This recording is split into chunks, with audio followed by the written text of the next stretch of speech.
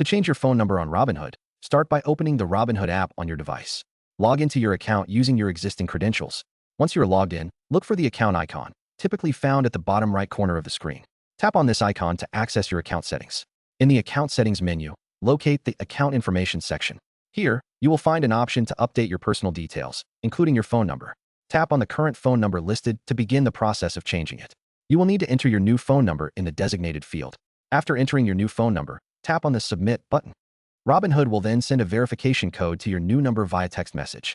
Check your messages for the code and enter it into the app to confirm that you have access to the new phone number.